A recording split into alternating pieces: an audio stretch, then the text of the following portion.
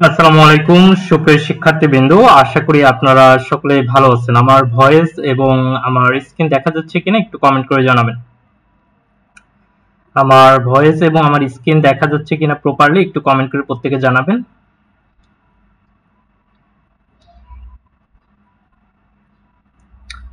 আমরা প্রত্যেকে খাতা কলম নিয়ে প্রস্তুত হয়ে যাই এবং মানসিকভাবে প্রস্তুত হয়ে যাই। আজকে কথা বলবো এইচএসসি ইংলিশ। আবার বলছি, আজকে কথা বলবো এইচএসসি ইংলিশ নিয়ে।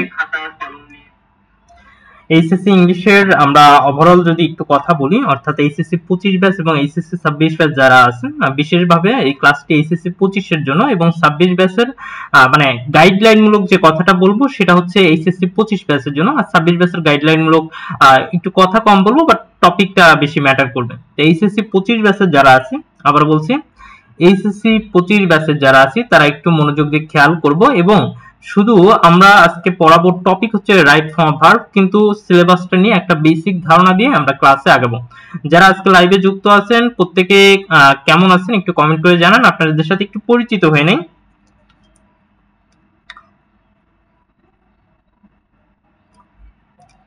ওকে, আমরা যারা যুক্ত আছি, আমি শাকিল আহমেদ, ফাউন্ডার অফ আলাদা ইংলিশ। আমি পড়াই হচ্ছে আপনার এসএসসি, এইচএসসি, অ্যাডমিশন, জব, হ্যাঁ, এবং হচ্ছে আপনাদের ফ্রি হ্যান্ড রাইটিং এবং বলতে পারেন যে গ্রামার ফর অল, হ্যাঁ, সকলের জন্য গ্রামার। যেটা আমি মূলত এতটুকু সেক্টর নিয়েই আমার নিয়মিত কাজ করা হচ্ছে গত 3 থেকে 4 বছর ধরে আমি কাজ করতেছি, এবং পাশাপাশি ইংরেজির উপর বিশেষ করে একাডেমিকটার যেভাবে যত শর্টকাটে যত অল্প পড়ে বেশি করা যায়, অথবা বলতে পারেন অল্প বলতে আমি কি বুঝিয়েছি, অর্থাৎ মৌলিক যে ম্যাটার গুলো, হ্যাঁ, যে জিনিসগুলো জানা ম্যান্ডেটরি এবং ওই জিনিসগুলো জানলে আলটিমেটলি একাডেমিক ভালো করা যায়।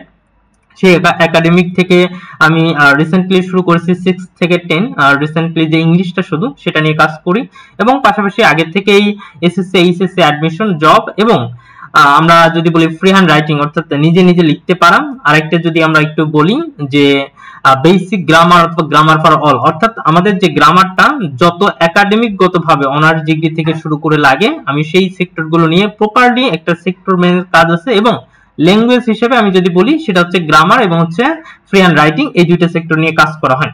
তো এই হচ্ছে আমার ছোট্ট একটা পরিচয়, এবং পাশাপাশি আমি অনলাইন কেন্দ্রিক অ্যাক্টিভ আছি এবং অফলাইনেও পড়ানো হচ্ছে। তো এই হচ্ছে আমার মূলত পরিচয়। আমি একটু দেখাবো আপনাদের এইচএসসির ক্ষেত্রে। আজকে কথা বলবো সেকেন্ড পার্ট নিয়ে। আজকে আমরা কথা বলবো, আমরা যদি একটু দেখানোর চেষ্টা করি, আজকে কথা বলবো হচ্ছে সেকেন্ড পার্ট নিয়ে। এই সেকেন্ড পার্টটাই মূলত হচ্ছে ম্যাটার, হ্যাঁ। আমরা ফার্স্ট পার্টটা একটু স্কিপ করব, আর যখন ফার্স্ট পেপার ক্লাস নিব তখন ফার্স্ট পেপারটা আমি আপনাদেরকে প্রত্যেকটা জিনিস ধরে ধরে দেখাবো। একটু ভালো করে খেয়াল করেন, একটু মনোযোগ দেন, প্রত্যেকে একটু দেখার চেষ্টা করেন। এখানে আমি যদি আপনাকে প্রথমে দেখানোর চেষ্টা করি, সেটা হচ্ছে যে ইংলিশ সেকেন্ড পেপারে আমরা টোটাল এইচএসসি 25 ব্যাচের জন্য আমরা জানি 9টা গ্রামার। কয়টা গ্রামার? আর শর্ট সিলেবাসের জন্য আমরা 9টা গ্রামার, হ্যাঁ। এই 9টা গ্রামারের ক্ষেত্রে আমরা কোন কোন জিনিসগুলো দেখতে পারবো, আমরা এখানে যদি একটু খেয়াল করি, এখানে প্রায় 12টা গ্রামার দেওয়া আছে। আবার বলছি এখানে প্রায় 12টা গ্রামার দেওয়া আছে, কিন্তু আপনাদের কিন্তু 12টা গ্রামার লাগবে না। সেই 12টা গ্রামারের মধ্যে আমরা যদি একটু দেখি, আপনাদের আর্টিকেল লাগবে না।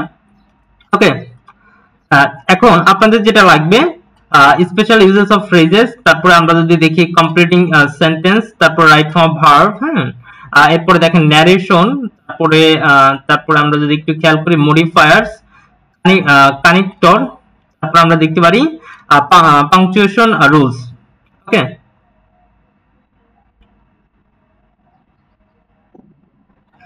এরপর হচ্ছে প্রিপজিশনটা লাগবে। আর একটা আমরা যদি একটু দেখাই, সেটা হচ্ছে সিনোনিম অ্যান্টোনিম, হ্যাঁ। টোটাল হচ্ছে গ্রামার 12টা, সেই 3টা বাদ কোনটা যাবে? 3টা এখানে বাদ যদি দেখি, আর্টিকেলটা বাদ যাবে, ট্রান্সফরমেশন বাদ যাবে, প্রোনাউন রেফারেন্স বাদ যাবে। এই 3টা গ্রামার বাদ দিয়ে বাকি 9টা গ্রামার শুধুমাত্র আপনাদের জন্য, শুধুমাত্র এসএসসি 25 ব্যাচের জন্য। আর বাকি যে 3টা বাদ দিলাম সেই 3টা যদি অ্যাড করি সেটা 26 ব্যাচের জন্য। অর্থাৎ টোটাল গ্রামার হচ্ছে 12টা এসএসসি 26-এর জন্য, আর 25-এর জন্য আমরা বলতে পারি 9টা গ্রামার। তো এই 9টা গ্রামারের ক্ষেত্রে আপনার কি কি জানতে হবে, আমি এই জিনিসগুলো একটু কথা বলবো। এই 9টা গ্রামারের মধ্যে প্রথমেই মনে রাখবেন, আবার বলছি, এই 9টা গ্রামারের মধ্যে 1 নাম্বার যদি একটু দেখাই,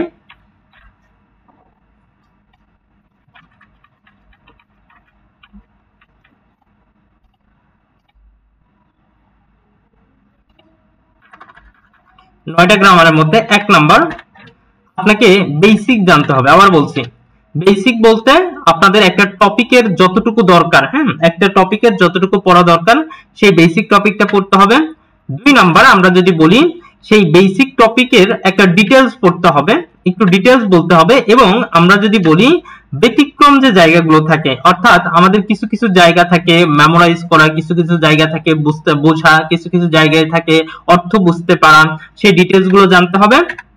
3 নাম্বার হচ্ছে আপনার এইচএসসি তে কি রকম প্রশ্ন হয় সেটা জানা এবং বিগত প্রিভিয়াস কোশ্চেন সলভ করা। আবার বলছি, প্রিভিয়াস কোশ্চেন সলভ করা। প্রিভিয়াস কোশ্চেন সলভ করলে, প্রিভিয়াস কোশ্চেন যদি সলভ করেন, আবার বলছি প্রিভিয়াস কোশ্চেন যদি সলভ করেন, যেমন আমরা যদি আপনারা বলি আপনার হচ্ছে এইচএসসি 25 ব্যাচ, তার মানে আপনি 24 ব্যাচটা স্কিপ করে 23 এবং 22 ব্যাচ, 23 এবং 22 ব্যাচের প্রশ্ন পড়বেন, 25 ব্যাচ যারা পরীক্ষা দিবেন, এবং আপনার 24 ব্যাচের আপনি যে বোর্ডের সেই বোর্ডটা বাদ দিবেন। তো আমরা যদি গ্রামারটা একটু খেয়াল করি, তাহলে আপনি 24, 23, 22 এই 3টা ইয়ারের গ্রামার যদি কমপ্লিটলি শেষ করেন, আপনার ভিতরে কনফিডেন্স চলে আসবে, আপনার মধ্যে একটা এক্সট্রা কারিকুলাম চলে আসবে। তাহলে আপনার গ্রামারের ক্ষেত্রে বেসিক কিছু জিনিস জানতে হবে।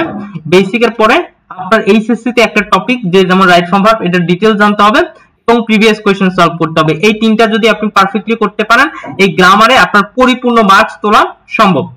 তো আমরা এই যে এই 3টা জিনিস খুব ভালো মতো খেয়াল করব।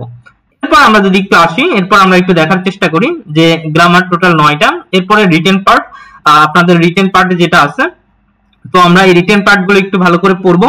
প্যারাগ্রাফ, তারপর আমরা যদি দেখি এসে, এই রিপোর্ট পার্টের ক্ষেত্রে এখানে আমরা 26 ব্যাচের 4টা, আর বাকি আপনাদের যারা ইয়া আছেন তাদের ক্ষেত্রে হচ্ছে 2টা। হ্যাঁ, টোটাল হচ্ছে আমাদের এই যে রিটেন পার্টটা, এই রিটেন পার্টটা পড়লে এখান থেকে একটা ভালো। এখন রিটেন পার্টের ক্ষেত্রে কি করবেন? এক নম্বর হচ্ছে free hand writing. Free hand writing যদি পারেন মাশাআল্লাহ ভালো। যারা এখন 25 ব্যাচ যারা আছেন তারা ফ্রি হ্যান্ড রাইটিং না পারলে তো খুব ভালো, আর যদি না পারেন যতটুকু সম্ভব অন্তত 8-10 লাইন যেন লিখতে পারেন, সেরকম একটা বেসিক কনসেপ্ট নিজের মধ্যে করে ফেলা। আর 26 ব্যাচের পর্যাপ্ত সময় আছেন, আপনি এখন থেকে ফ্রি হ্যান্ড রাইটিংটা নিজে নিজে লেখার চেষ্টা করবেন এবং যা যা করা দরকার সেই জিনিসগুলো একটু ভালো করে দেখবেন। তারপর আমরা এখানে ক্লাসও নিব, এই ক্লাসগুলো দেখবেন। এরপর আমরা যদি একটু আসি 25 ব্যাচের জন্য, আমরা যদি এখানে একটু ভালো করে দেখি, প্রত্যেকটা জিনিসের কিছু শর্টকাট টেকনিক থাকে। প্রত্যেকটা জিনিসের যেমন আমরা 2টা এসে দিয়ে অনেকগুলো এসে লিখতে পারি, 2টা প্যারাগ্রাফ গুলো দিয়ে অনেক প্যারাগ্রাফ লিখতে পারি। তো এখন এই ক্ষেত্রে আপনার কি রাখা উচিত জানেন? এই ক্ষেত্রে মনে রাখবেন, এই 2টা প্যারাগ্রাফ বা 2টা এসে দিয়ে লিখলে মার্কস পাবেন না তা না, মার্কস পাবেন, পাস করতে পারবেন, কিন্তু ভালো মার্কস ক্যারি করতে গেলে সেই ক্ষেত্রে আপনাকে কিন্তু ওইটা হচ্ছে আপনার বেসমেন্ট, ওইটার উপর একটা ইনফরমেশন নিয়ে ওইটাকে বিভিন্ন একটু কাটছাট অ্যাড করা। অর্থাৎ যারা ফ্রি হ্যান্ড রাইটিং এ দুর্বল তারা এই একটা অটো কৌশল অ্যাপ্লাই করতে পারেন। এভাবে আপনি কি করতে পারেন, এভাবে চাইলে রিটেনে খুব একটা ভালো মার্কস ক্যারি করা যায়। তাহলে আমি আপনাকে দেখালাম যে দেখেন এখানে যদি খুব ভালো মতো খেয়াল করেন তাহলে খুব ভালো মতো বুঝবেন যে সেকেন্ড পার্টে আপনি চাইলেই খুব ইজিলি মার্কস পাওয়া সম্ভব। এটার থেকে আমরা যদি একটু বলি, গ্রামারে আপনার মার্কস কাটবেই না। গ্রামারে যদি আপনি যে পরিপূর্ণ মার্কস থাকবে, সেই গ্রামারে মাত্র হয়তো সর্বোচ্চ 5 মার্ক কম পেতে পারেন, মানে ওই 5 মার্ক একটু ব্যতিক্রম আসতে পারে বা আপনার আনকমন আসতে পারে, কিন্তু গ্রামার চাইলে পরিপূর্ণ মার্কস ক্যারি করা যায়। গ্রামারে পরিপূর্ণ মার্কস ক্যারি করা যায়। রিটেন পার্ট আপনি যতই ভালো লেখেন একটু কম পাবেন, বাট ওই যে আমি বললাম কিছু জিনিস, কিছু কৌশল এবং কিছু প্যারাগ্রাফ, কিছু এসে, এগুলো একটা মানে সাজেশন দেওয়া যায় যে সাজেশন থেকে প্রতি বছরই কমন পড়ে, ক্ষেত্র বিশেষ ব্যতীত, তবে গতানুগতিক সাজেশনে কমন পড়ে যায়। তো এই হচ্ছে আমাদের পূর্ব পরিচিত এবং পূর্ব আলোচনা, বিশেষ করে 25 ব্যাচের জন্য। আপনি ইংরেজি যত ভয় পাচ্ছেন, ভয়ের কারণে যে পরিমাণ সময় আছে এই পরিমাণ যদি ধরে ধরে খুব সুন্দরভাবে গুছিয়ে পড়েন, ইংরেজি পানি ভাত হয়ে যাবে, অর্থাৎ ইংরেজি আপনার কাছে মজা লাগবে। তো এই হচ্ছে আমাদের বেসিক কথাবার্তা। আমরা একটু চলে যাব রাইট ফর্ম অফ ভার্বে।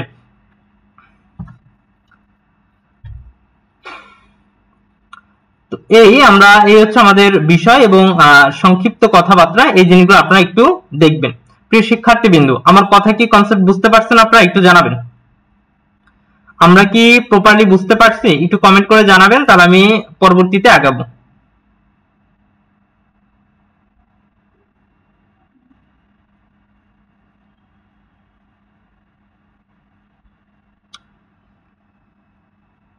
বলেন প্রত্যেকে বুঝতে পারছেন কিনা।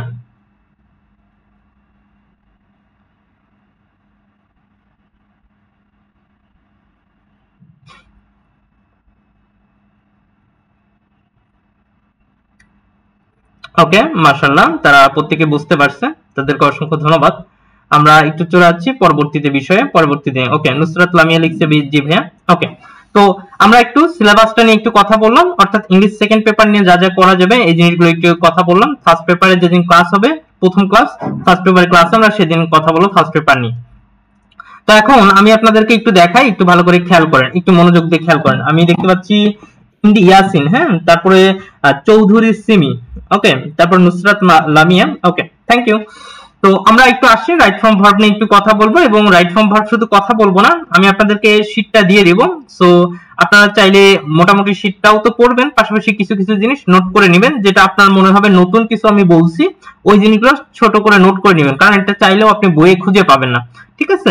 তো এই জন্য আমি যে কথা বলি প্রত্যেকটা কথার ভ্যালু আছে, প্রত্যেকটি কথায় আপনার যে ক্লাসটি নিচ্ছি এই ক্লাসটি আপনার অ্যাড মানে এটা ওই টপিকের উপর একটা ভ্যালু তৈরি করবে। সো এই জিনিস ছোট্ট ছোট্ট করে ক্ষুদ্র ক্ষুদ্র করে নিজের মতো করে একটু নোট করে রাখবেন।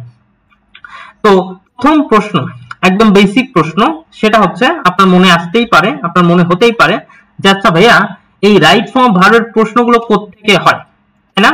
এটা মনে আসতে পারে না যে এই রাইট ফর্ম ভার্বের কোশ্চেন গুলো কোথায় থেকে হয়, মানে আমাকে রাইট ফর্ম ভার্ব যে করব, অর্থাৎ আপনি যখন একটা পড়তে যাচ্ছেন সেই পড়ার ক্ষেত্রে অবশ্যই আপনাকে মাথায় রাখতে হবে, কি মাথায় রাখতে হবে, যে আমি একটা টপিক পড়তেছি, এই টপিকটার উপর আমাকে পরিপূর্ণ একটা বেসিক জ্ঞান থাকা দরকার।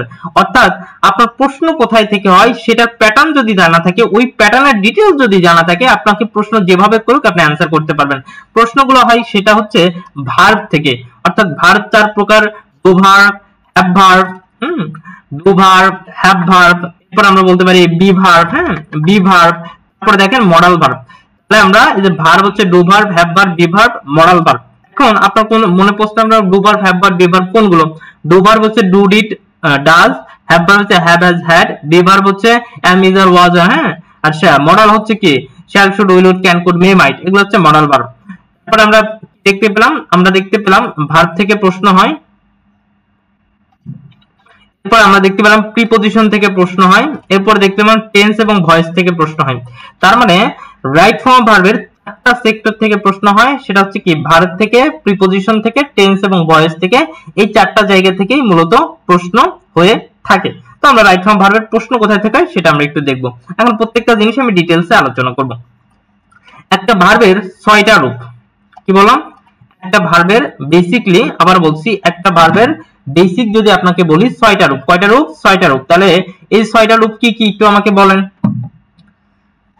সেটা হচ্ছে ভার্বের বেস ফর্ম মানে V1, ফর্ম মানে V2, পাস্ট পার্টিসিপল মানে V3, তারপরে ভার্বের সাথে এস বা ইএস, ভার্বের সাথে এস বা ইএস, তারপর হচ্ছে জিরান্ট, জিরান্ট মানে হচ্ছে ভার্বের সাথে আইএনজি, জিরান্ট মানে হচ্ছে ভার্বের সাথে আইএনজি, তারপর হচ্ছে ইনফিনিটিভ, ইনফিনিটিভ মানে টু প্লাস ভার্বের বেস ফর্ম। তাহলে এখানে আমরা কি দেখতে পাচ্ছি একটু ভালো করে খেয়াল করেন। একটা ভার্বের 6টা রূপ, আমরা একটু 6টা রূপ দেখব।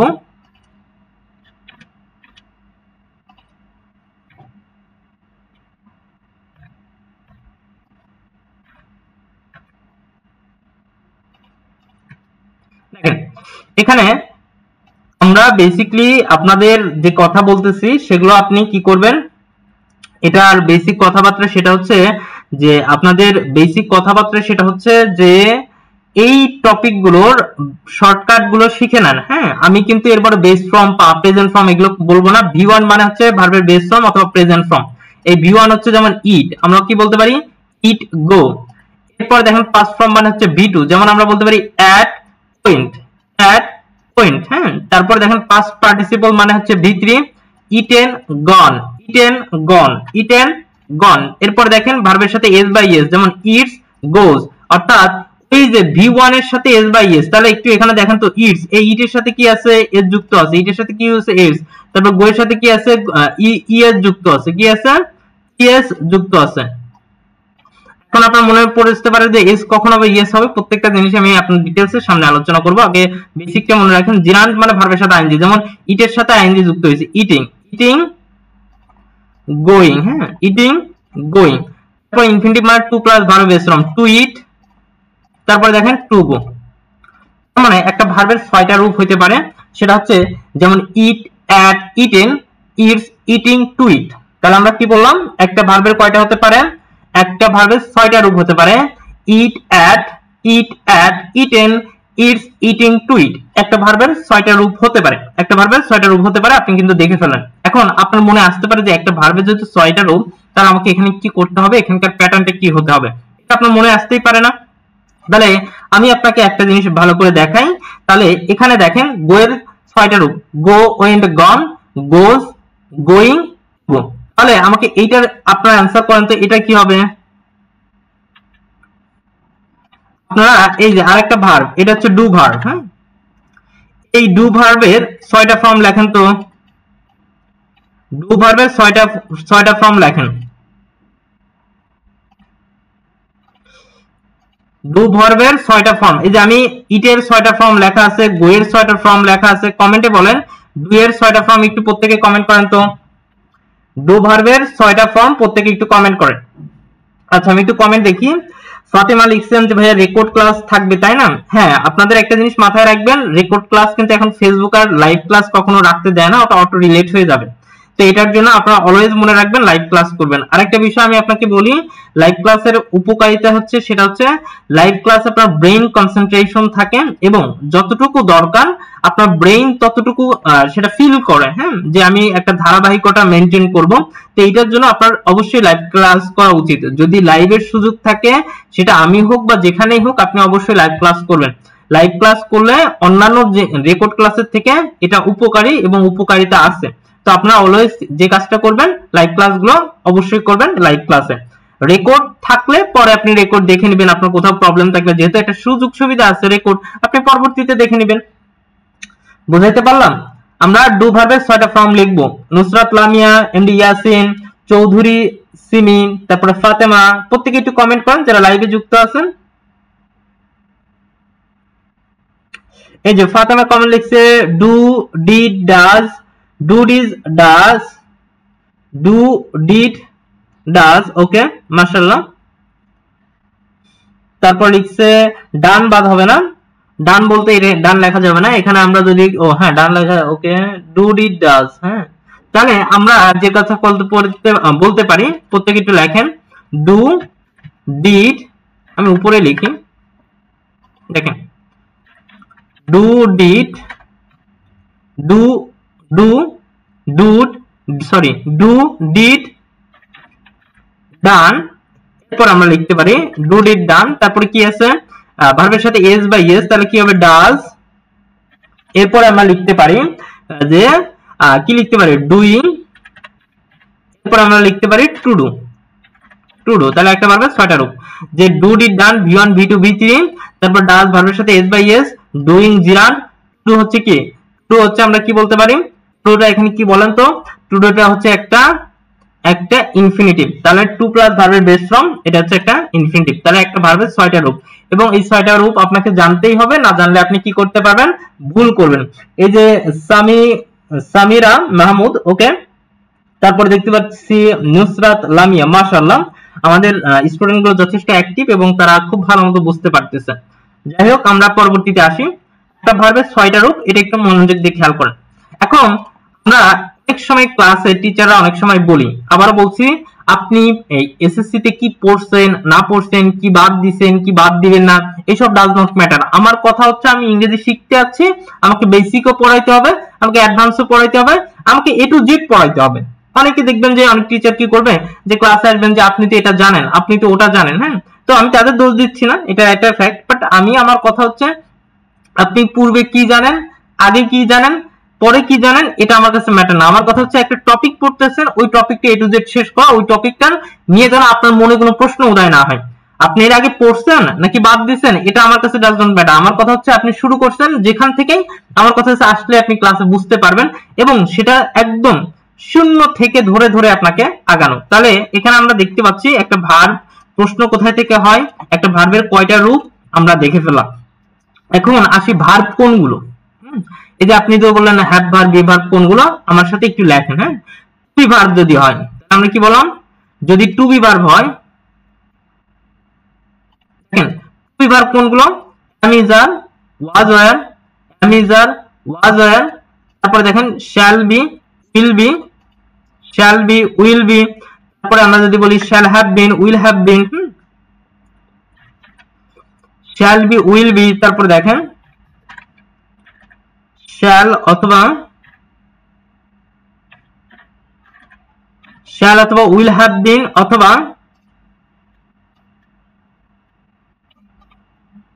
শ্যাল অথবা উইল হ্যাভ বিন অথবা শ্যাল অথবা উইল হ্যাজ বিন। আচ্ছা এই সাইডে লেখাই ছিল, আচ্ছা সমস্যা নেই। Shall have been, will have বিন,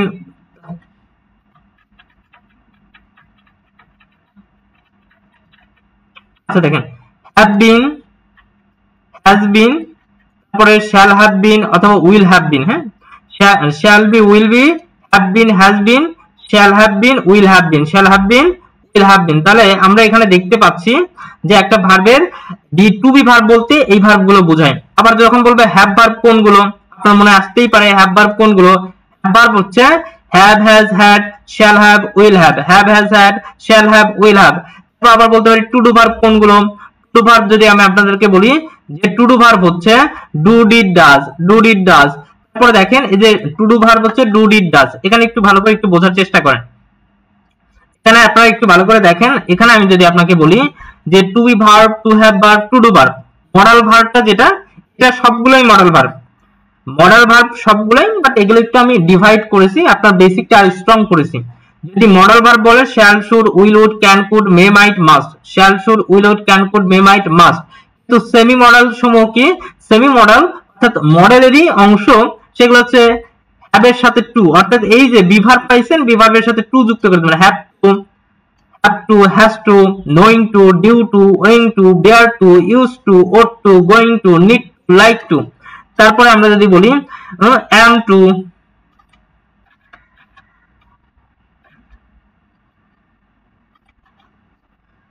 আমরা দেখি বলছে am to, is to, am to, হ্যাঁ, was to, were to, had better, be supposed to। তাহলে আমরা এই যে মডাল ভার্ব এইগুলো বা semi modal, modal verb, semi modal verb, এইগুলো হচ্ছে সেমি মডাল।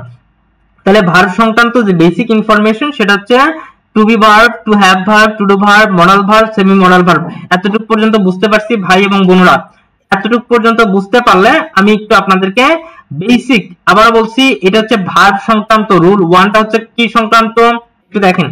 রুল ওয়ানটা হচ্ছে ভার্ব সংক্রান্ত, অর্থাৎ রুল ওয়ানটা এভাবে সাজানো হয়েছে, এই রুল ওয়ানের অধীনে ভার্বের যত প্রকার রুলস আছে, আবার বলছি আমি কিন্তু যা পড়াই একদম প্রপারলি পড়াই এবং যতটুকু দরকার ততটুকু, এবং এখানে আবার বেসিকও অ্যাড করা, প্রত্যেকটা একটা রিলেট করা, একটা কানেকশন করে দেওয়া। হ্যাঁ, এগুলো প্রত্যেকটা জিনিস অনেকটা রিসার্চেবল, অনেক পড়াশোনা করা হয়েছে, যেটা স্টুডেন্টরা খুব সহজে বুঝবে, যেই জিনিসটা স্টুডেন্টরা খুব সহজে অ্যান্সার করতে পারবে, যেই জিনিসটা স্টুডেন্টের ওই এলোপাথারি না পড়ে একটা পড়া সাজিয়ে গুছিয়ে সেটা কিন্তু আমি আপনাকে করে দিচ্ছি। আবার বলছি সেই জিনিসটা কিন্তু আমি আপনাকে করে দিচ্ছি, অর্থাৎ এর বাইরে আপনাকে এই বই ওই বই কোনো ঘাটতে হবে না। শুধুমাত্র আমি যে শীটটা আপনাদেরকে দিব ওই শীটটা পড়লেই আপনার হয়ে যাবে, মানে নতুন কোনো বইয়ের দরকার না। আপনার হচ্ছে এই শীট পড়ার পরে আপনার ডিরেক্ট কি করা, প্রিভিয়াস প্রশ্ন সলভ করা, দ্যাটস ইট, এনাফ, আর কোনো দরকার হবে না। তো আমরা একটু ভালো করে দেখব। রুল ওয়ান হচ্ছে ভার্ব সংক্রান্ত, অর্থাৎ ভার্ব সংক্রান্ত যত নিয়ম আছে সেই রুল ওয়ানের মধ্যে নিয়ে আসছে। দেখেন রুল ওয়ানের সূত্র ওয়ান, মডাল রিলেটেড থাকলে চোখ বন্ধ করে উত্তর দিবেন। আজকের পর থেকে মডাল রিলেটেড থাকলে চোখ বন্ধ করে উত্তর দিবেন, একটু ভালো করে খেয়াল করেন। দেখেন মডালের পরে ভার্বের বেস ফর্ম বসে, একটু ভালো করে দেখেন। মডালের পরে ভার্বের বেস ফর্ম বসে, মডালের পরে ভার্বের বেস ফর্ম আসে। এরপরে দেখেন মডালের পরে যদি বি থাকে, মডালের পরে যদি বি থাকে, মডালের পরে ভার্বের বেস ফর্ম, পরে মডালের পরে যদি বি থাকে, মডালের পরে যদি বি থাকে এদের পরে ভি3 বলবে, এদের কি পরে কি বলবে, মডালের পরে বি প্লাস ভি3। মডালের পরে যদি হ্যাভ থাকে, আবার বলছি যদি হ্যাভ থাকে, দেখেন এখানে কি আছে, যদি হ্যাভ থাকে হ্যাভ এর পরে ভি3। তাহলে একটু মনে রাখবেন মডাল রিলেটেড, মডালের পরে ভার্বের বেস ফর্ম, মডালের পরে বি থাকলে ভি3, মডালের পরে হ্যাভ থাকলে ভি3। তাহলে সহজ হিসাব আর বলি, মডালের পরে ভার্বের বেস ফর্ম, আর মডালের পরে যদি বি আসে, মডালের পরে যদি হ্যাভ আসে, এদের পরে কি বসাবেন, ভি3 বসাবেন, সহজ হিসাব। তাহলে প্রথম প্রশ্ন দেখেন, শি মাইট হ্যাভ, আচ্ছা প্রথম প্রশ্ন দেখেন, she might have heard the name of Shakil. she might have heard the name of Shakil. ভাইয়া এবং বোনেরা আমাকে বলেন এটার অ্যানসারটা কি হতে পারে। একটু ভালো করে দেখেন, এখানে আমরা যদি একটু খেয়াল করি, এই যে মাইট, মাইট হচ্ছে কি ভার্ব? মাইট হচ্ছে মডাল ভার্ব। মাইট কোন ভার্ব? মাইট হচ্ছে মডাল ভার্ব। মডাল ভার্বের পরে কি আছে? মডাল ভার্বের পরে কি আছে? হ্যাভ আছে। মডাল ভার্বের পরে কি আছে? হ্যাভ আছে। আমি বলছিলাম মডেলের পরে বি পরে ভিতরে, মডেলের পরে হ্যাভ থাকলে ভিতরে। হেয়ার এর ভিতরে হচ্ছে হিয়ার্ড, হেয়ার এর ভিতরে কি? হেয়ার এর ভিতরে হচ্ছে কি? হেয়ার এর সাথে জাস্ট একটা ডি যুক্ত করে দেবেন, তাহলে आंसर কি হবে? হিয়ার্ড। आंसर কি হবে? आंसर হবে হিয়ার্ড। হ্যাঁ, आंसर হচ্ছে হিয়ার্ড। आंसर কি হবে? आंसर হবে হিয়ার্ড। বুঝাইতে পারলাম? আশা করি বুঝতে পারছেন। 2 নাম্বার দেখেন, 2 নাম্বার প্রশ্ন যদি আমি একটু আপনাদেরকে দেখাই, it can easily be solve. দেখেন, it can easily be solve within second. 2 number দেখেন। এরপর দেখেন 3 নাম্বার, আই ক্যান ওয়াক।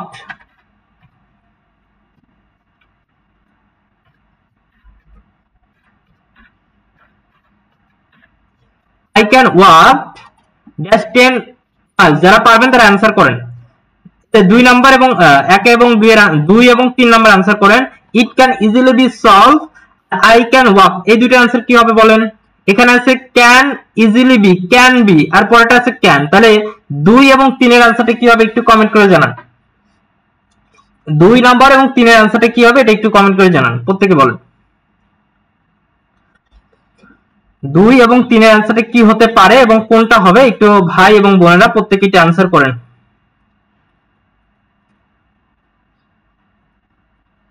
2 এবং 3 এর आंसरটা কি হতে পারে এটা একটু কমেন্ট করে জানান।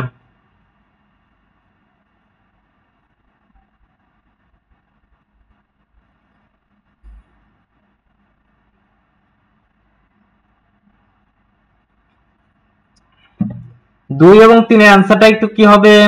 ফাতেমা, তারপর আমরা যদি একটু আসি সামিরা মাহমুদ, এমডি ইয়াসিন, নুসরাত লামিয়া, আপনাদের কমেন্ট আমি আশা করছি আপনারা শুরু থেকে আছেন ক্লাসে।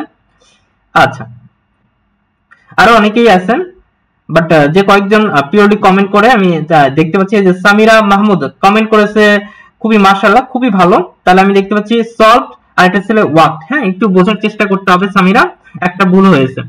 It can easily be solved within second। এখানে কি আছে বলেন তো? এখানে কি আছে বলেন? এখানে can আছে, এরপর এখানে আবার কি আছে দেখেন, বি আছে। মানে আমরা যদি একটু ভালো করে দেখানোর চেষ্টা করি যে it can easily be solved, can, এই যে can হচ্ছে মডাল, বি হচ্ছে কি, বি এর পরে কি বলবে? ভিতরে। তাহলে সলভ এর ভিতরে সলভড, সলভ এর ভিতরে কি হবে? সলভড। সলভের ভিতরে কি বলবে? সলভের ভিতরে হচ্ছে সলভ, সলভের ভিতরে সলভ। হ্যাঁ, সলভের ভিতরে সলভ। তারপরে 3 নাম্বার দেখেন, it can walk 10 Miles at A home. এখন দেখেন ক্যান হচ্ছে কি মডাল ভার্ব, মডাল ভার্বের পরে ডাইরেক্ট শূন্যস্থান, মডাল ভার্বের পরে ডাইরেক্ট শূন্যস্থান। তাহলে আমাকে এখানে একটু বলেন তো এখানে কি হবে? যে ক্যান মডাল ভার্বের ডাইরেক্ট শূন্যস্থান V1, ওয়াক এর V1 কি? ওয়াক। ওয়াক এর V1 কি? ওয়াক। ওয়াক এর V1 ওয়াক। ভাবে আমাদের তাহলে आंसर হবে কি? Only walk.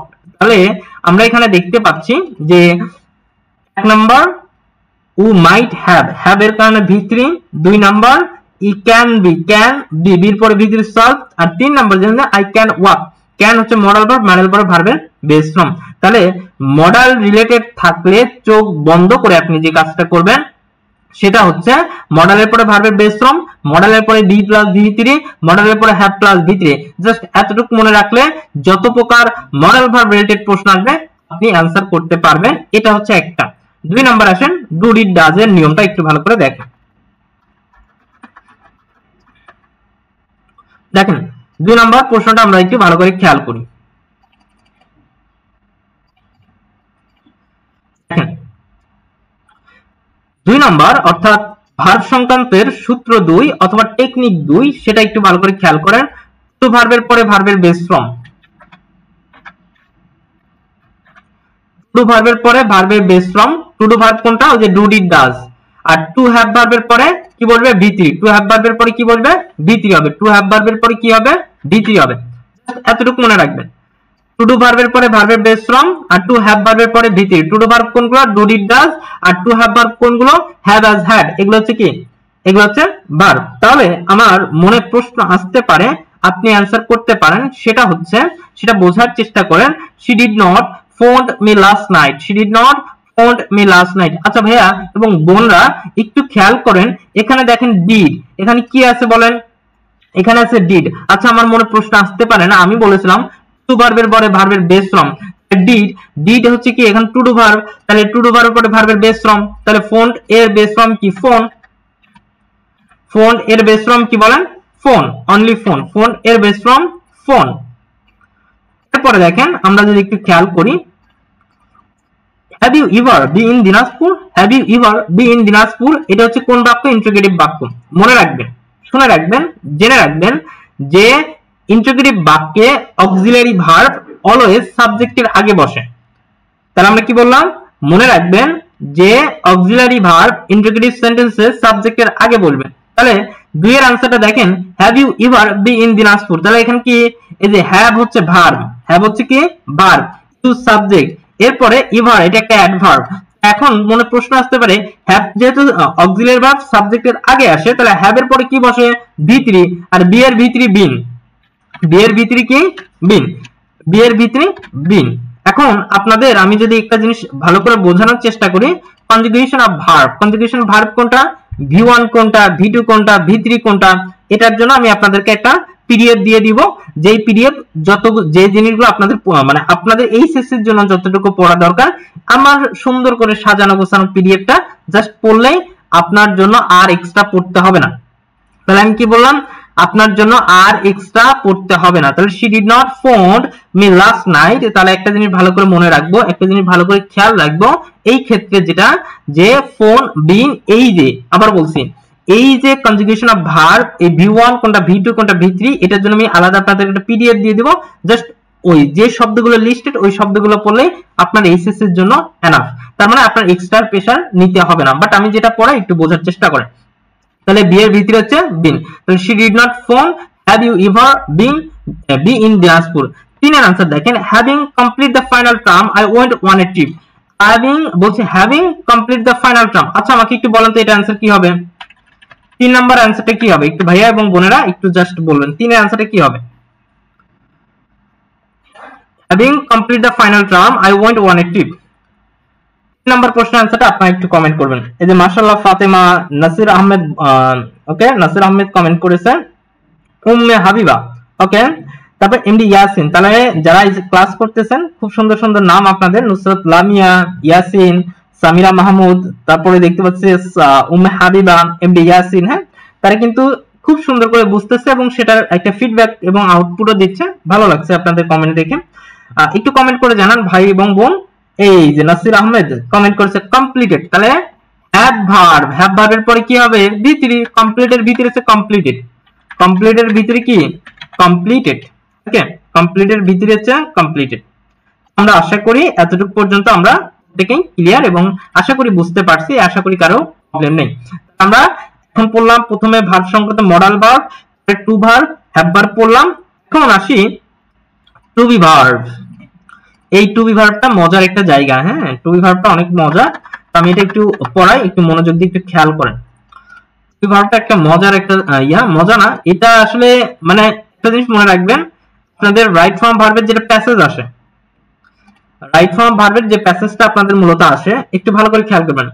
রাইট ফর্ম ভার্বের যে প্যাসেজটা মূলত আপনাদের আসে, সেটার ক্ষেত্রে মনে রাখবেন যে ওই প্যাসেজের যদি সাবজেক্ট একবার ভুল বলছেন, আপনার পুরো প্যাসেজটাই ভুল, মানে পুরো অ্যানসারই আপনি এলোমেলো করে ফেলবেন। এই জন্য এটা একটু খুব গুরুত্বপূর্ণ। বি ভার্ব কোনগুলো? অ্যামিজ আর ওয়াজ, ওই যে বলছিলাম। এখন আমি আপনাকে একটা জিনিস দেখাই, একটু ভালো করে খেয়াল করেন। দেখেন টু ভার্বের পরে একটু ভালো করে খেয়াল করেন, দেখেন টু বি ভার্বের পরে আইএনজি বসে, আবার টু বি ভার্বের পরে ভি3 বসে। মানে ব্যাপারটা কেমন দাঁড়াইলো না?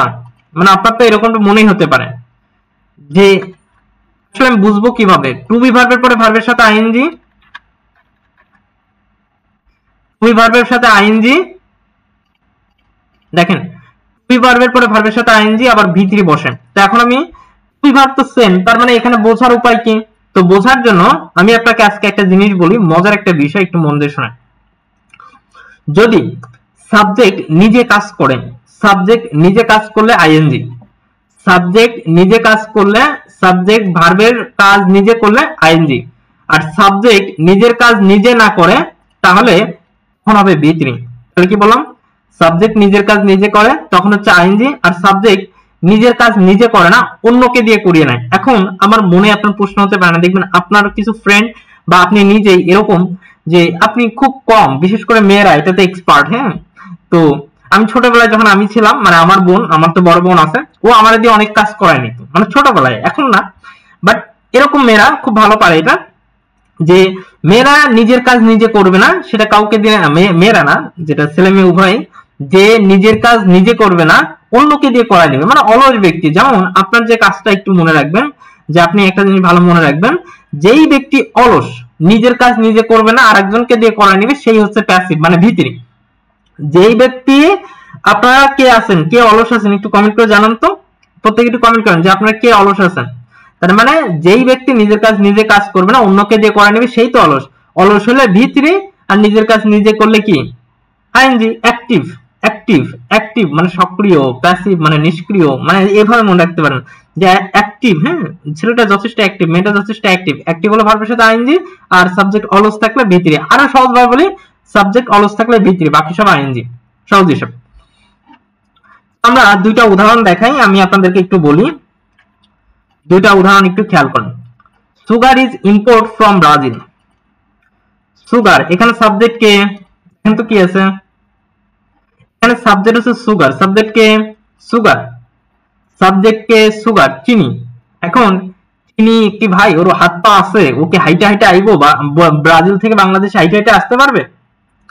এই চিনি কি ব্রাজিল থেকে হাইটে হাইটে আসতে পারবে? এই সাবজেক্ট তো নিজের কাজ নিজে করে নাই ভাই।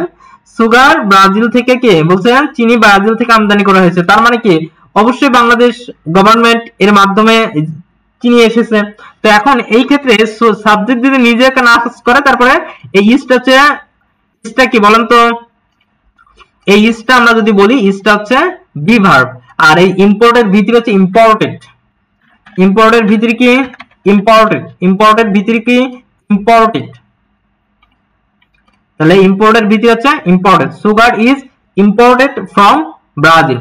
এরপর দেখেন সেকেন্ড প্রশ্ন, গফট ইজ সুগার ফ্রম ব্রাজিল। দুইয়ের আনসারটা আপনারা করেন কি হবে? গফট ইজ সুগার ফ্রম ব্রাজিল বলতে সরকার ব্রাজিল থেকে চিনি আমদানি করেছে, সরকার ব্রাজিল থেকে চিনি আমদানি করেছে। দুইয়ের আনসারটা কি হবে বলেন? ওকে, দুইয়ের আনসারটা কি হবে বলেন? দুইয়ের আনসারটা কি হবে? ওকে, প্রত্যেকে কমেন্ট করেন, দুইয়ের আনসারটা কি হবে?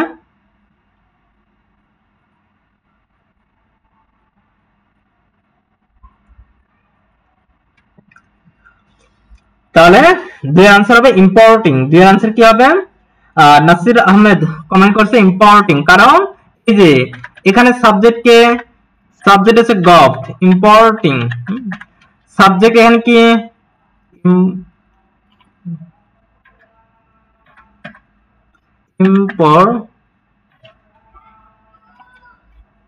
ইম্পোর্টিং। তাহলে সাবজেক্ট হচ্ছে গভট, সাবজেক্ট কে? সাবজেক্ট হচ্ছে গভট, আর সাবজেক্ট যেহেতু গভট, তার মানে সরকার, এখানে সাবজেক্ট কে? সরকার, সে নিজে নিজে করেছে, আর ইস্ট হচ্ছে বি ভার্ব। তাহলে এদের পরে কি বলবে? এদের পরে ভি3 বলবে। আমি কি বোঝাইতে পারলাম?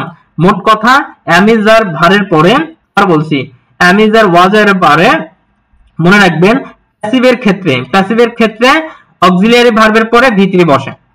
প্যাসিভের ক্ষেত্রে অক্সিলিয়ারি ভার্বের জায়গায় কি বলবে? ভি3 বলবে। যেমন the truth was speak in the court.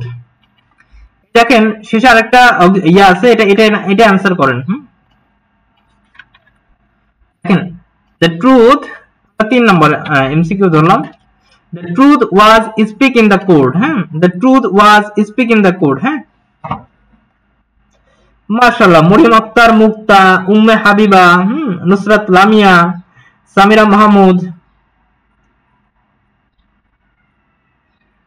এই ফাতেমা, আমি আরেকবার বলতেছি, একটু মন দিয়ে খেয়াল করেন।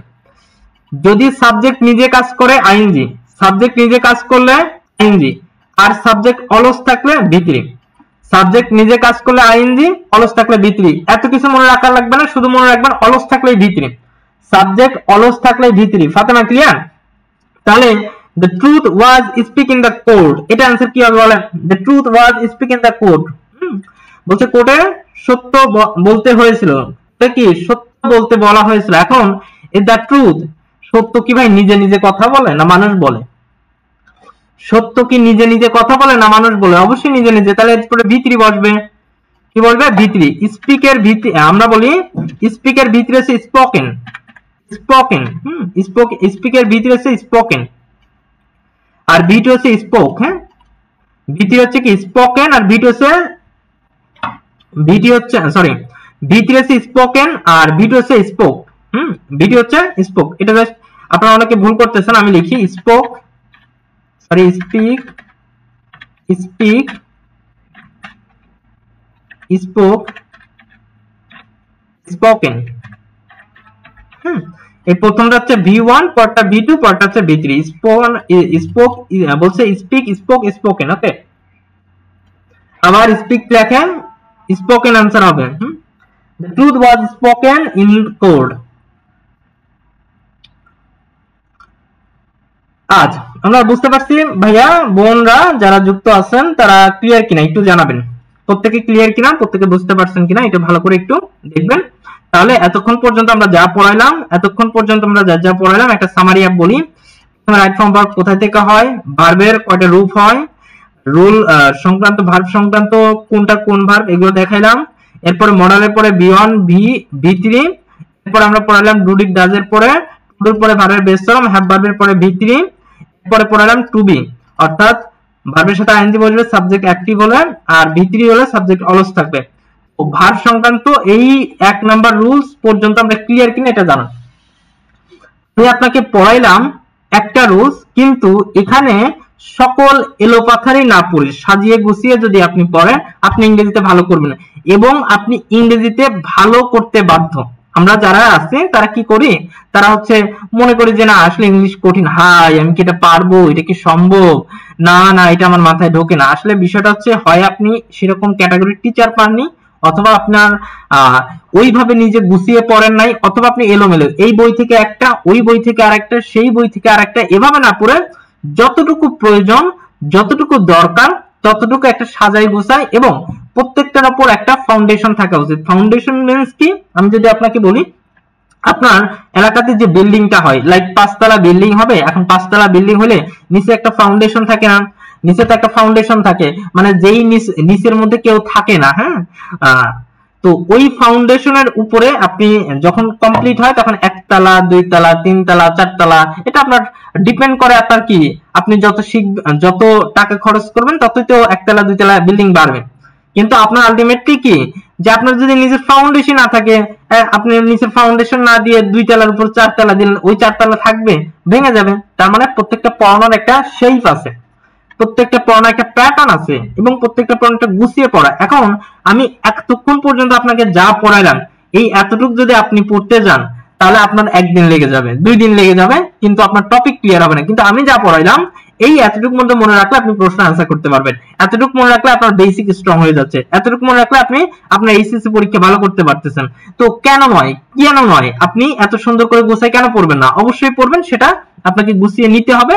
সেই টিচার, সেই কার কাছে পড়তে হবে, কোথায় পড়তে হবে, এই জিনিসগুলো বের করে নিতে হবে, এটা আপনার খুঁজে নিতে হবে। আমাকে একটু বলেন এতটুকু পর্যন্ত ক্লিয়ার কিনা, 1 পর্যন্ত ক্লিয়ার কিনা? আমি কি রুল 2 শুরু করব? আচ্ছা দেখেন, রুল 2 আমরা শুরু করি। রুল 2 তে এটা চমৎকার একটা রুলস, আমি যদি আপনাকে দেখাই, দেখেন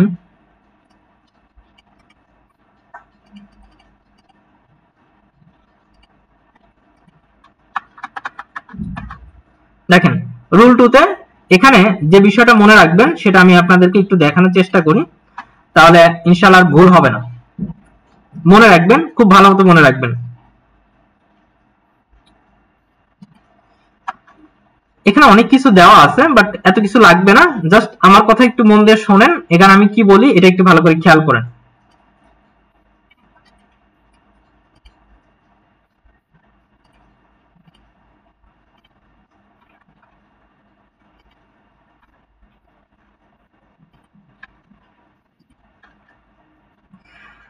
দেখেন এখানে যে বিষয়গুলো যে ফ্যাক্টগুলো আপনার মনে রাখা উচিত সেটা হচ্ছে subject third person singular number, subject third person singular number, universal truth, habitual fact.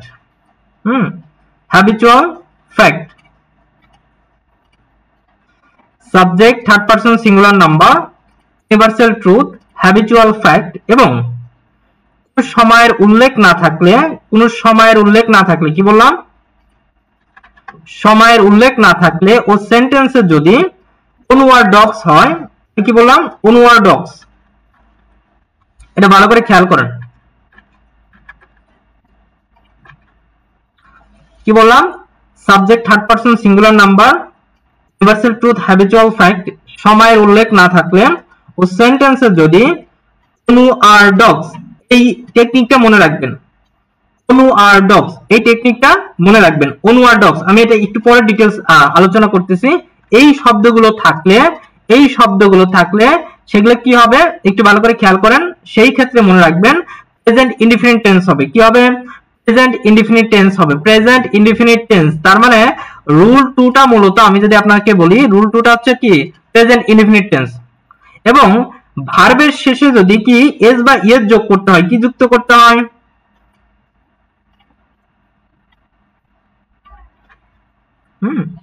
ভার্বের সাথে এস বা ইএস যুক্ত করতে হয় এবং ভার্বের শেষে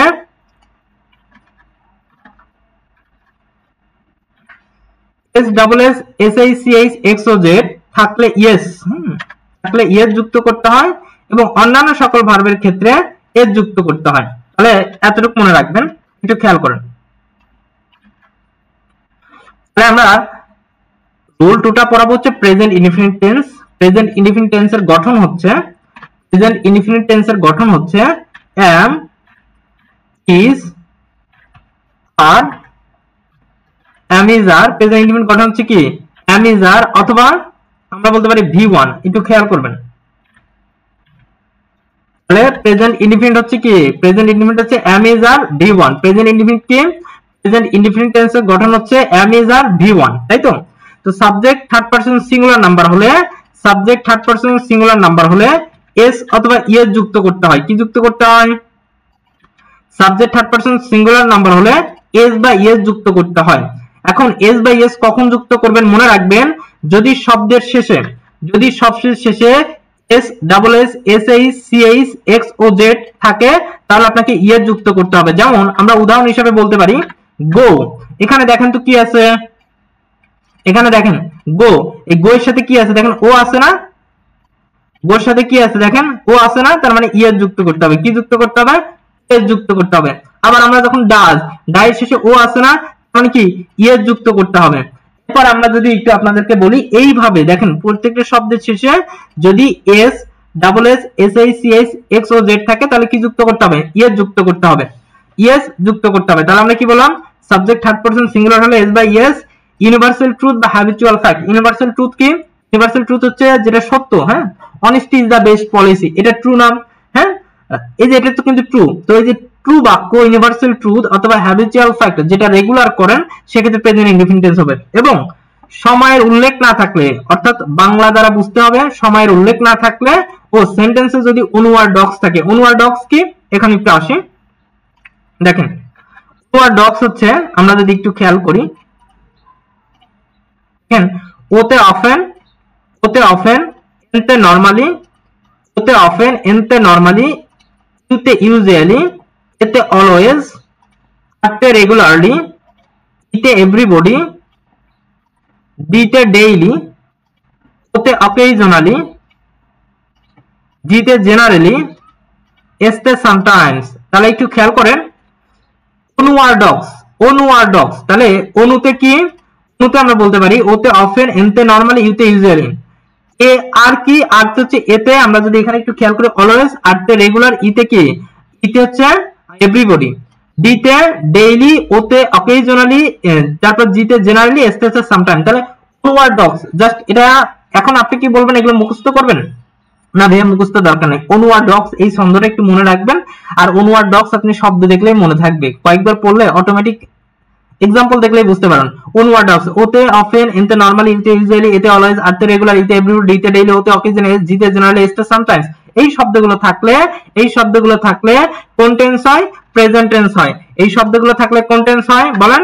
এই শব্দগুলো থাকলে এই যে প্রেজেন্ট টেন্স হয়। তার মানে প্রেজেন্ট ইনডিফিনিট টেন্সের গঠন হচ্ছে বি অন অথবা am is are। আরেকটা মনে রাখবেন, subject third person singular S by S, universal truth বা হ্যাবিচুয়াল ফ্যাক্ট বলে প্রেজেন্ট ইনডিফিনিট টেন্স। সময়ের উল্লেখ না থাকলেও সেন্টেন্সে যদি ওনওয়ার্ড ডগস থাকে তাহলে আমরা প্রেজেন্ট ইনডিফিনিট টেন্স বসাবো। এখন আমরা একটু এক্সাম্পল দেখি, কয়েকটা এক্সাম্পল দেখেন। বলছে the sun rise in the east।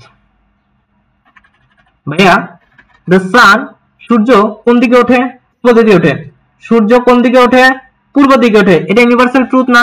তার মানে কি ভার্বের সাথে এস বাই এস যুক্ত হবে, তাহলে কি হবে? রাইজেস। জাস্ট রাইজের সাথে R I S E just S যুক্ত করে দিবেন। রাইজের সাথে কি যুক্ত করে দিবেন? রাইজেস। তাহলে आंसर কি হবে? Rises. the sun rises in the east, the sun rises in the east। তাহলে একটা জিনিস মনে রাখবেন, প্রথম এক্সাম্পলটা দুই ভাবে आंसर করা যায়। একটা হচ্ছে যদি সূর্য পূর্ব দিকে ওঠে, চিরন্তন সত্য, তার মানে এস বাই এস যুক্ত হবে এবং সেটা ভিয়ন হবে। কিন্তু আবার দেখেন the sun, সান মানে কি? সূর্য। মনে রাখবেন সাবজেক্ট যদি একটা হয়, বারবার মনে রাখবেন, এটা কিন্তু ভালো আসবে, এটা আসবে। সাবজেক্ট যদি একটা হয়, সূর্য কি একটা না? তাহলে ভার্ব হবে, ভার্ব কি হবে? থার্ড পারসন সিঙ্গুলার, ভার্ব হবে প্রেজেন্ট। তাহলে आंसर কি হবে? রাইজেস। তাহলে आंसर কি হবে? রাইজেস। তাহলে দুই ভাবে आंसर করা যায়। সেকেন্ড, দুই নাম্বার দেখেন। দুই নাম্বারটা আমি যদি আপনাকে দেখাই, দুই নাম্বার দেখেন, ম্যান টু বি মর্টাল, মানুষ মাত্রই মরণশীল। মানুষ মাত্রই মরণশীল। ভাইয়া আমাকে একটু বলেন, মানুষ মাত্রই মরণশীল, তার মানে কি? এটা প্রেজেন্ট, তার আমরা কি বলতে পারি? Man is mortal. To be বলতে am is or was are, to be verb বলতে কি? am is or was are, তাহলে আমরা কি বলতে পারি? এই যে is। তাহলে আমরা কি বলতে পারি? is। বলছে man is mortal, man is mortal. তার মানে আপনারা কিন্তু চাইলে খুব সহজে आंसर করতে পারতেছেন। 3 নাম্বার দেখেন, Rahim go to office everyday. 4 number দেখেন, দে ভিজিটেড অফেন। দেখেন 3 এবং 4, Rahim go to office everyday, they visited. আচ্ছা এখানে দেখেন এভরিডে। এখন আপনার দেখেন এভরিডে থাকায় আপনার মনে আসতে পারে না? এভরিডে ওনওয়ার্ড ডগস, ওই যে আর এ ই ছিল, ই মানে এভরিডে, আর এ ই ছিল, ই মানে কি? এভরিডে। তাহলে এভরিডে থাকলে প্রেজেন্ট ইনডিফিনিট। তাহলে আমাকে একটু বলেন তো রহিম গো টু অফিস কি হবে? তারপরে দেখেন আরেকটা প্রশ্ন, they visited the place often. এখানে আবার অফেন আছে, ওই যে ওনওয়ার্ড, ওতে কি? ওতে অফেন, ওতে আছে অফেন। তাহলে অফেন থাকলে কি হবে? Present indefinite tense. তাহলে 2 এবং 3 এর आंसर কি হবে বলেন তো? 3 এবং 4 এর आंसर কি হবে? 3 এবং 4 এর आंसर কি হবে? এটা একটু আপনারা জানান। তার মানে আমরা কিন্তু চাইলে এভাবে आंसर করতে পারি, এভাবে কিন্তু আমরা চাইলে খুব ভালোভাবে आंसर করতে পারি। সেটা হচ্ছে রহিম গো টু অফিস এভরিডে। এই জায়গাটা আমরা কি বসাতে পারি? এই জায়গাটা আমরা বলতে পারি, এই জায়গাটা আমরা ভালো করে বলতে পারি, সেটা হচ্ছে কি? সেটা গো। রহিম থাকলে কি হবে? গোজ হবে। কেন গোজ হবে? আমি একটু মন দিয়ে বলি, একটু বোঝার চেষ্টা করব। রহিম গোজ, রহিম গোজ, রহিম হচ্ছে থার্ড পারসন সিঙ্গুলার, এর জন্য ভার্বের সাথে এস বাই এস, আর এই যে এভরিডে তার মানে কি? Present. They visited the place often. এখন এই জায়গাটা দেখেন, আমরা এই যে আমি যদি একটু খেয়াল করি, নাসির আহমেদ কমেন্ট করছে ভিজিটস। তো এই জায়গাটা একটু মিস্টেক আছে। কেন মিস্টেক আমি একটু বলি। They visit the place often, often থাকলে প্রেজেন্ট ইনডিফিনিট। তার মানে ভিজিটের বি1 কি? ভিজিট। ভিজিটের বি1 হচ্ছে কি? ভিজিট। এখন আপনার ওই যে আমি আপনাকে বলছিলাম এস বাই এস, এখন এখানে কি এস বাই এস হবে? হবে না। কেন হবে না? এটার কারণ হচ্ছে দে, এখানকার দে হচ্ছে প্লুরাল, এখানকার দে হচ্ছে কি? প্লুরাল। প্লুরালের পরে ভার্ব প্লুরাল হয়। তার মানে একটা জিনিস মাথায় রাখবেন, ভার্বের সাথে ভি মানে ভার্ব, ভি মানে কি? ভি মানে হচ্ছে ভার্ব, ভার্বের সাথে এস অথবা ইএস থাকলে সিঙ্গুলার, সিঙ্গুলার, আর শুধু ভার্ব থাকলে, শুধু ভার্ব থাকলে সেটা হচ্ছে প্লুরাল। কি রকম আমি একটু আপনাকে দেখাই। যেমন আমরা এখানে দুইটা एग्जांपल দেই। যেমন আমরা বলতে পারি আমরা এখানে বলতে পারি ডাজ, আমরা এখানে বলতে পারি কি, পরে এখানে বলতে পারি কি, যেমন আমরা যে রাইজ, হ্যাঁ রাইজ লিখছিলাম না, যে রাইজের সাথে এক্স, রাইজেস, এগুলো কি, এগুলো হচ্ছে প্লুরাল। আমরা আবার বলতে পারি, সরি এগুলো হচ্ছে সিঙ্গুলার। এরপর আমরা আবার বলতে পারি, যেমন আপনারা যদি একটু খেয়াল করেন, যেমন ওয়াক্স, ওয়াকের সাথে এস যুক্ত আছে, তার মানে এগুলো হচ্ছে ভার্বের সাথে এস যুক্ত করলে সিঙ্গুলার। আর এটার ক্ষেত্রে দেখেন, এটার ক্ষেত্রে হবে প্লুরাল। প্লুরাল কি, ডু হচ্ছে প্লুরাল, তারপরে রাইজ হচ্ছে প্লুরাল, তারপরে ওয়াক হচ্ছে প্লুরাল। এগুলো কি ওয়াক। তার মানে একটা জিনিস মাথায় রাখবেন, ভার্বের সাথে এস বাই এস থাকলে সিঙ্গুলার, ভার্বের সাথে প্লুরাল থাকলে সেগুলো হবে কি, ভার্বের সাথে প্লুরাল থাকলে সেটা হবে কি, ভার্বের সাথে প্লুরাল থাকলে সেটা হবে কি, না ভার্বের সাথে এস বাই এস না থাকলে সেটা হবে প্লুরাল। এইভাবে আমরা সিঙ্গুলার প্লুরাল চিনবো। এইজন্য দে যেহেতু প্লুরাল, এইজন্য কি হবে, ভিজিট হবে। দে যেহেতু প্লুরাল, এইজন্য কি হবে, ভিজিট। এখন আপনাদের যদি মনে প্রশ্ন হতে পারে যে সিঙ্গুলার সাবজেক্ট কোনগুলো, সিঙ্গুলার সাবজেক্ট যদি আমরা বলি আই, তারপর আমরা বলতে পারি হি, শি, হ্যাঁ এদের পরে সিঙ্গুলার বলবে। কিন্তু প্লুরাল কোনগুলো, আমরা বলতে পারি দে, এই যে দেটা হচ্ছে কি প্লুরাল, উইটা হচ্ছে প্লুরাল, তাহলে এগুলো হচ্ছে কি প্লুরাল। তো এই হচ্ছে আমাদের আজকের ক্লাস, রাইট ফর্ম ভার্বের একটা ছোট্ট একটা আলোচনা, এবং এইচএসসি সেকেন্ড পেপারের জন্য কিভাবে ভালো মার্কস করতে পারবেন সেটা একটা আলোচনা। এই হচ্ছে একটা কমপ্লিট একটা প্রস্তুতি। প্রিয় শিক্ষার্থীবৃন্দ, আপনারা যারা যুক্ত আছেন বা আপনারা যদি মনে করেন আপনাদের পেইড ব্যাচে তো ক্লাস হবে, পেইড ব্যাচের ক্লাসের পাশাপাশি আমাদের আলাদা ইংলিশ, ওকে আমি একটু আপনাদেরকে দেখাই। দেখেন আলাদা ইংলিশ, এই যে আলাদা ইংলিশ, এটা হচ্ছে আমার, যদি আপনাদেরকে বলি আলাদা ইংলিশ, এটা আমার ফেসবুক পেজ, এবং ইউটিউব হচ্ছে ওয়াইটি হচ্ছে ইউটিউব চ্যানেল। হ্যাঁ আলাদা ইংলিশ ফেসবুক পেজ এবং ইউটিউব চ্যানেল। এখানে ক্লাস 6 থেকে একদম ক্লাস 6 থেকে এইচএসসি এবং অ্যাডমিশন জব, এরপরে এইচএসসি পাস করে বিভিন্ন ধরনের চাকরি পরীক্ষা দেওয়া যায় তাদের জন্য। এরপরে আপনার ফ্রি হ্যান্ড রাইটিং, গ্রামার এবং স্পোকেনটা আমি এটা নিয়ে কাজ করি না, তবে খুব শীঘ্রই শুরু করব, আমি নিজেই শিখছি সেটা। তো এই প্রত্যেকটা অর্থাৎ ইংরেজির একাডেমিক সেক্টর, যত জবের সেক্টর, অ্যাডমিশনের সেক্টর, প্রত্যেকটাই আমার এই আলাদা ইংলিশ পেজ এবং ইউটিউব চ্যানেলে বিভিন্ন ধরনের ভিডিও পাবেন, এবং আরো নতুন ভিডিও আপলোড করতেছি। একটু বলে রাখা ভালো, আমাদের আগের ইউটিউব চ্যানেলটা হ্যাক হয়ে গেছে, ঠিক আছে। তো এই আলাদা ইংলিশ পেজ এবং ইউটিউব চ্যানেলের সাথে যুক্ত থাকেন, এখানে আপনাদের প্রচুর ফ্রি ক্লাস পাবেন, যেগুলো দরকার এটাও আপনার বেসিক দুর্বল থাকলে সেখানে করতে পারেন, অথবা আমার একটা পার্সোনাল পেজ আছে শাকিল স্যার, এটা আমার অনলি ফেসবুক পেজ, হ্যাঁ অলরেডি ফেসবুক পেজ, ঠিক আছে। আর এটা হচ্ছে আমার হোয়াটসঅ্যাপ, অর্থাৎ আপনারা ইংরেজি রিলেটেড যে কোনো বিষয়ে আমার সাথে যোগাযোগ করতে পারবেন। হোয়াটসঅ্যাপ 01326881526, এটা হচ্ছে আমার হোয়াটসঅ্যাপ নাম্বার। এই হোয়াটসঅ্যাপ নাম্বারে আবার বলছি, এটা হচ্ছে আমার হোয়াটসঅ্যাপ নাম্বার, এটাতে আমার সাথে যে কোনো সময় যোগাযোগ করতে পারবেন, যে কোনো বিষয়, শুধু আপনার পড়াশোনা না, আপনার ছোট ভাই বোন বা কেউ যদি থাকে, হ্যাঁ এবং প্রত্যেকটা যেন বেসিক ধরে আগানো হয়, আমার সাথে যোগাযোগ করতে পারবেন। এছাড়াও ইংরেজি রিলেটেড আপনাদের এইচএসসি তে মানে যা পড়াচ্ছি এগুলো নিয়ে যদি কোনো প্রশ্ন আসে, মনে কিছু পারতেছেন না, আমাকে নক দিবেন। একটু বলে রাখা ভালো, ক্ষেত্র বিশেষ আপনি যদি রিপ্লাই না পান, লেট হয়, তাহলে মনে রাখবেন, কষ্ট রাখবেন না, কারণ অনেক ব্যস্ততার মধ্যে আমি ফ্রি হলেই আপনাদেরকে নক যতটুকু পারি রিপ্লাই দেওয়ার চেষ্টা করি। আর এই হচ্ছে আমাদের আজকের ক্লাস কেমন লাগলো অবশ্যই কমেন্টে জানাবেন। বলে এখানেই শেষ করছি। আসসালামু আলাইকুম, আল্লাহ হাফেজ, দেখা হবে পরবর্তী ক্লাসে, এবং পিডিএফ শিট আমাদের হোয়াটসঅ্যাপ গ্রুপ বা ফেসবুক গ্রুপে আপলোড দিয়ে দিব। আল্লাহ হাফেজ, ভালো থাকবেন।